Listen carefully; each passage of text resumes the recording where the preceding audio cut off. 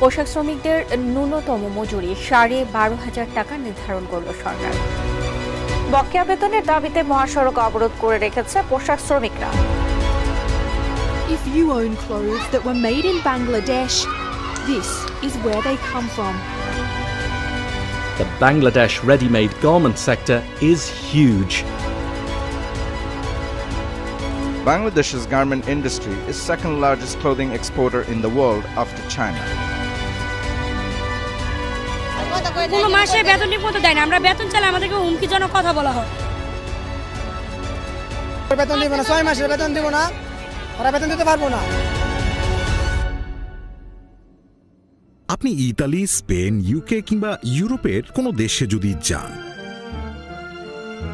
অথবা সেটা এশিয়ার কোরিয়া বা জাপানও হতে পারে, মার্কেটে ঘুরে বেড়ান, গ্যারান্টি দিয়ে বলতে পারি যে কোথাও না কোথাও কোনো না কোনো দোকানে মেড ইন বাংলাদেশ লেখা কাপড় কিংবা গার্মেন্টস প্রোডাক্ট দেখবেনই।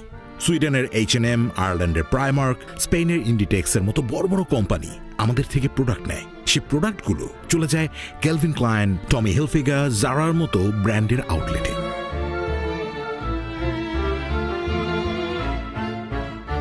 বিনিময়ে বাংলাদেশ কি পায়? কারি কারি টাকা।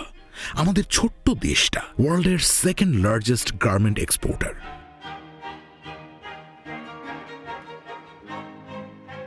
2023 সালে এই ইন্ডাস্ট্রি বাংলাদেশে $47.38 বিলিয়ন এনে দিয়েছিল। আমাদের উপরে আছে শুধুমাত্র চায়না। তার মানে গার্মেন্টস ইন্ডাস্ট্রির সাথে থাকলে লালে লাল হয়ে যাওয়া সম্ভব, রাইট? হয়ও সেটাই। গার্মেন্টস মালিকরা আসলেই লালে লাল হয়ে যায়, কিন্তু যাদের কিছুই হয় না তারা হচ্ছে গার্মেন্টস শ্রমিক। তারা আগুনে পুড়ে মরে, তাদের মাথার উপর বিল্ডিং ধসে পড়ে, 12 ঘন্টার শিফট, তাও ঠিকমতো বেতন আসে না। যে ইন্ডাস্ট্রি আমাদের টোটাল এক্সপোর্টের 80% প্লাস হোল্ড করে, সেই একই ইন্ডাস্ট্রি দেশের নিম্নবিত্তদের দাস বানিয়ে রেখে দিচ্ছে, অর্থনীতিকে পঙ্গু বানিয়ে দিচ্ছে। কিভাবে?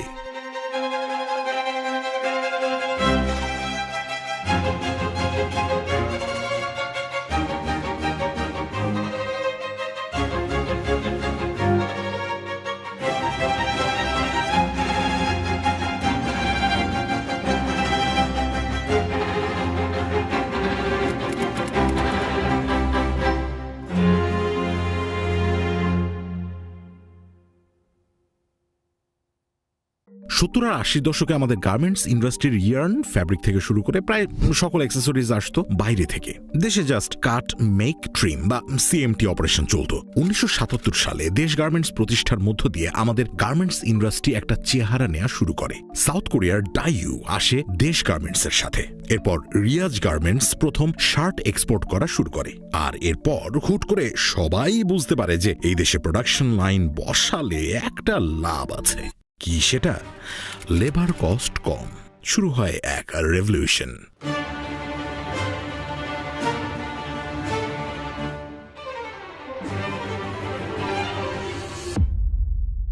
90s দিকে ইউকে, আমেরিকা, কানাডা আর ইউরোপের দেশগুলো মিলে মাল্টিফাইবার অ্যাগ্রিমেন্টে সাইন করে। এই অ্যাগ্রিমেন্ট দিয়ে তারা বেসিক্যালি ডেভেলপিং কান্ট্রি থেকে ডেভেলপড কান্ট্রিতে কতটুকু গার্মেন্টস প্রোডাক্ট যাবে সেটার উপর একটা কোটা সেট করে দেয়। এখন সে সময় বাংলাদেশ ছিল লিস্ট ডেভেলপড কান্ট্রি বা LDC লিস্টে, সো বাংলাদেশের উপর কোনো কোটাই সেট করা হয়নি। And that's it. বাংলাদেশের আর কোনো কম্পিটিটর থাকলো না। ওয়েস্টার্ন মার্কেট পুরোটাই আমাদের। কোরিয়া, হংকং, তাইওয়ান দেখলো বাংলাদেশের লেবার কস্ট এতই কম যে এখান থেকে বানিয়ে নিয়ে বিদেশে সেল করলেও বিশাল লাভ আসে। তারাও বাংলাদেশে গার্মেন্টস বসানো শুরু করলো। বাংলাদেশ সরকারও গার্মেন্টস বসানোর জন্য দরকারি মেশিনারিজের উপর ডিউটি উঠিয়ে দিল। মেশিন আনাও এখন সহজ। এরপর শুরু হয় ভার্টিক্যাল ইন্টিগ্রেশনের কাজ। বর্তমানে আমাদের 90% ম্যাটেরিয়াল আমরা লোকালি প্রডিউস করি। বিগত 20 বছরে বাংলাদেশের গার্মেন্টস ইন্ডাস্ট্রি এটা করারই চেষ্টা চালিয়ে গিয়েছে। বর্তমানে বাংলাদেশে 4000 গার্মেন্টস ফ্যাক্টরি আছে। সেগুলোতে 50 লাখেরও বেশি মানুষ কাজ করছে, যাদের মধ্যে 80% আবার নারী। এটাকে কোম্পানিগুলো ওমেন এম্পাওয়ারমেন্টের লোগোর মতো করে অনেকটা ইউজ করছে আর কি। কিন্তু এই নারীরাই পৃথিবীর সবচেয়ে কম বেতন পাওয়াদের মধ্যে পড়ে। তাদের এভারেজ মাসিক বেতন 12,500 টাকা। এই টাকা দিয়ে কি আর মাস চলা যায়? না, সো গার্মেন্টস মালিকরা কি করলো? নাইট শিফট আনলো। বলল যে দিনে বাসাবাড়িতে কাজ করবা আর রাতে গার্মেন্টসে। একই পজিশনে ছেলেরা কামায় 20 থেকে 22,000 টাকা আর নারীরা কামায় 12,500 টাকা। এটাকে আবার ওমেন এম্পাওয়ারমেন্টের ব্যানারে প্রচার করে বেড়ায় এইসব গার্মেন্টসের মালিকরা। ঢাকা ট্রিবিউনের একটা রিপোর্ট থেকে আমরা রূপা আক্তার নামের একজন গার্মেন্টস কর্মীর গল্প পাই।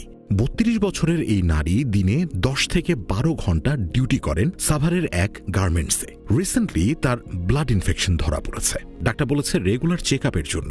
গার্মেন্টসকে যখন সে সেটা জানায়, দে ডোন্ট কেয়ার। সোজা সাপটা বলে দিয়েছে একদিন ছুটি নিলে সেদিনের স্যালারি কাটা। ব্র্যাকের একটা সার্ভেতে বের হয়ে আসে যে 70% নারী গার্মেন্টস কর্মী তাদের সন্তানদের খেয়াল রাখার জন্য প্রতিবেশীদের সাহায্য নিতে বাধ্য হয়। আসলে আর একটা গার্মেন্টসের কাজ করা তানিয়া আক্তার এই সমস্যাতেই ভোগেন। 15 থেকে 20,000 টাকা বেতনে বাসা ভাড়া, বাচ্চার খরচ, নিজের খরচ চালাতে হিমশিম খান তিনি। একই গল্প উঠে আসে ডেইলি স্টারের রিপোর্টে। রুবাইয়া আক্তারের গল্প। যে বেতন পান তাতে বস্তিতে থাকা ছাড়া কোনো অপশন নেই। সে বস্তিতে 10টা ফ্যামিলির জন্য মাত্র 2টা ওয়াশরুম। এক রুমে শোন রুবাইয়া, তার বাচ্চারা আর তার হাজব্যান্ড। দিনের বেলা তিনিও থাকতে পারেন না, তার হাজব্যান্ডও না। বাচ্চাদের সেফটি সবই আল্লাহর হাতে। শাহিদা খান, জেসমিন আক্তার, হোসনে আরা, এমন অজস্র গল্প জমে আছে এই গার্মেন্টস ওয়ার্কারদের নিয়ে। ডেইলি স্টারের তথ্য মতে তাদের স্যালারি 12,800 টাকা। পোশাক শ্রমিকদের ন্যূনতম মজুরি 12,500 টাকা নির্ধারণ করল সরকার। চিন্তা করুন তো, 12,800 টাকার বিনিময়ে তারা সকাল 8টায় বের হয়, ফিরে আসে রাত 10টায়। বাচ্চারা তাদের মাকে দেখতেই পায় না, তবুও থাকতে হয় বস্তিতে। রোগে শোকে কোনো ছুটি নেই। নাম প্রকাশ না করার শর্তে এক গার্মেন্টসের ম্যানেজার ঢাকা ট্রিবিউনকে বলেন যে তারা ম্যাটারনিটি লিভ, সিক লিভ দিতে চান, কিন্তু উপর মহলের প্রেশার আর মার্কেটের অসুস্থ কম্পিটিশনের কারণে দিতে পারেন না। আর এই সব কিছুর উপরে তো বিচ্ছিরি ওয়ার্ক এনভায়রনমেন্ট তো আছেই। নারী গার্মেন্টস কর্মীদের মধ্যে 45%ই সেক্সুয়াল হ্যারাসমেন্টের শিকার হন, আর এর প্রায় সবগুলো ঘটনাই ঘটে ফ্যাক্টরির মধ্যে। এটা উঠে এসেছে business and human rights resource সেন্টারের রিসার্চে। আরও ভয়ানক যে ইনফোটা উঠে এসেছে এই রিসার্চের মাধ্যমে, সেটা হলো এসব নিয়ে যারা কমপ্লেইন করে তাদের মধ্যে 57%রই চাকরি চলে যায়। বাকিদের হয় ছুটিতে পাঠিয়ে দেওয়া হয়, নইলে নানা বাহানায় বেতন আটকে দেওয়া হয়। কারণ বেশিরভাগ ক্ষেত্রেই অপরাধী হয় গার্মেন্টসের ম্যানেজমেন্টের কেউ। অ্যাকশন এইডের দাবি এই পার্সেন্টেজটা 57% না, বরং 80%। এটার ইম্প্যাক্টও পড়ছে। একসময় যেখানে নারী কর্মী গার্মেন্টসে ছিল 80%, এখন সেটা কমে 53% এসেছে। যখন 80% ছিল তখন এর একটা রিসার্চ পেপারে বলা হয় যে নারীরা এই গার্মেন্টস সেক্টরের জিডিপির 11%-র বেশি আনে একাই। আমাদের ন্যাশনাল ইকোনমিতে তাদের কন্ট্রিবিউশন 56.59%। এর চেয়ে বড় কথা, নারীরা হচ্ছে চিপ লেবার। এখন চিন্তা করুন, তাইলে গার্মেন্টস মালিকরা এই নারীদের এক্সপ্লয়েট করে কত বিলিয়ন টাকা কামিয়েছে। এই সবকিছুর পরেও গার্মেন্টসের কর্মীর অভাব হয় না। চিন্তা করতে পারেন বাংলাদেশের জব মার্কেটের কতটা বাজে অবস্থা। তবে এই কম স্যালারি যে জব সিকিউরিটি আনছে, বিষয়টা এমনও না। এথিক্যাল ট্রেডিং ইনিশিয়েটিভের একটা রিপোর্টে বলা হয় যে গার্মেন্টস সেক্টরে 80% নারীর সংখ্যা কমে এখন 60%-এ নেমে এসেছে। কারণ অটোমেশন।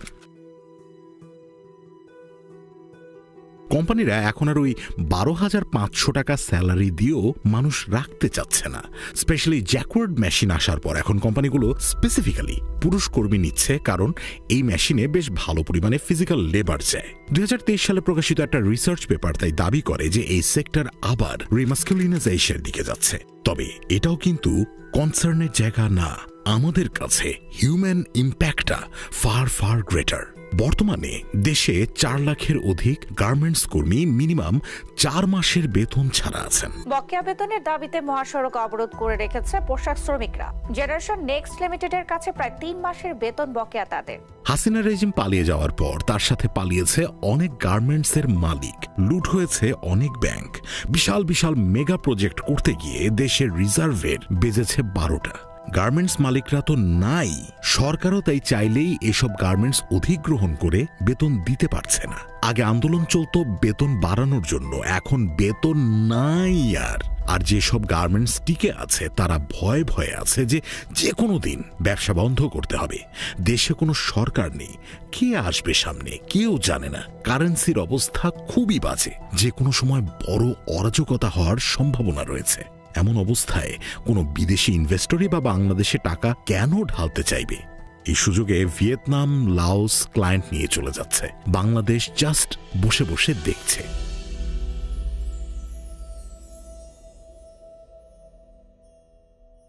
এটা আরও কনসার্নিং হচ্ছে অন্য একটা কারণে। বাংলাদেশ তৈরি পোশাক শিল্পের রপ্তানির উপর ওভার ডিপেন্ডেন্ট হয়ে পড়েছিল। এতে কি সমস্যা? ওয়েল, টাকার লোভে সবাই এটাই করতে চাইবে। লেবাররাও অন্য কাজ ছেড়ে এখানে আসবে, অন্য ফিল্ডগুলো কাজের জন্য লেবার পাবে না। আর ইনিশিয়ালি আসলে গার্মেন্টস ছাড়া বাকি সব সেক্টর সাফার করবে, কিন্তু দেশ ভালো থাকবে। গ্যাঞ্জাম লাগবে কোভিডের মতো কিছু হলে।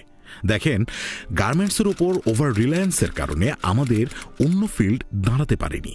দ্যাট মিনস কোনো কারণে যদি গার্মেন্টস সেক্টর আঘাত পায় তাহলে পুরো ইকোনমি কোলাপস করবে।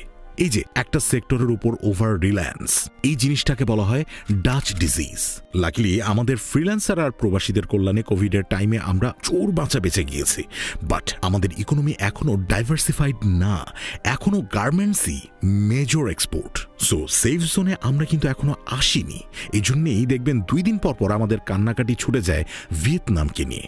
এশিয়ায় সেকেন্ড প্লেসের জন্য তারাই আমাদের কম্পিটিটর। তবে আমি এটাকে আমাদের গার্মেন্টস সেক্টরের ডার্কেস্ট সাইড বলবো না, কারণ অর্থের লস কখনো জানমালের ক্ষতির উপর দিয়ে যেতে পারে না। আর এখানে সম্পূর্ণ দোষ গার্মেন্টসের মালিক এবং এর সাথে সম্পৃক্ত সরকারি, আধা সরকারি সকল প্রতিষ্ঠানের।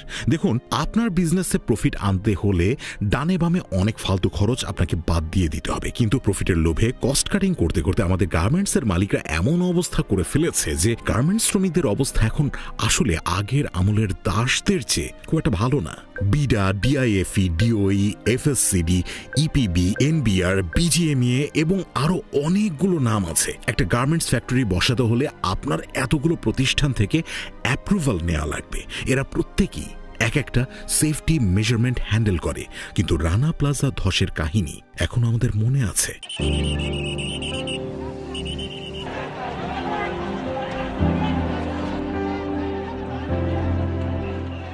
1134 জন মারা যান এই ভবন ধসে। এটাকে মানব সভ্যতার ইতিহাসের ডেডলিয়েস্ট ইন্ডাস্ট্রিয়াল অ্যাক্সিডেন্ট হিসেবে মানা হয়। এই অ্যাক্সিডেন্টের উপর accord on fire and building safety in Bangladesh নামের একটা অ্যাগ্রিমেন্ট সাইন হয় গ্লোবাল ব্র্যান্ডস, রিটেইলার এবং ট্রেড ইউনিয়নের মধ্যে।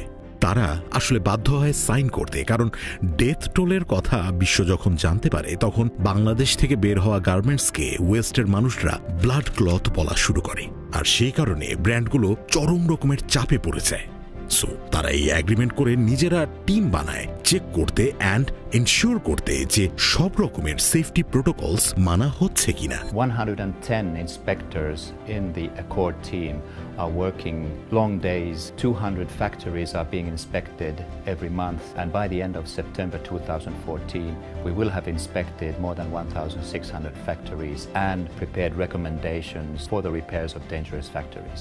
এই টিম 1100 ফ্যাক্টরি ভিজিট করে আর জানায় যে একটা ফ্যাক্টরিতেও নাকি প্রপার সেফটি প্রোটোকলস মেইনটেইন হচ্ছে না। একটা ফ্যাক্টরিতেও না। দ্যাট মিনস একটা ফ্যাক্টরি ওই প্রতিষ্ঠানগুলো থেকে অ্যাপ্রুভাল নেয়নি। অবশ্যই নিয়েছে, কিন্তু এই প্রতিষ্ঠানগুলো আসলে তাদের কাজ করেনি, টাকা খেয়েছে, ঘুষ খেয়েছে। And that is the darkest side of Bangladesh garments industry.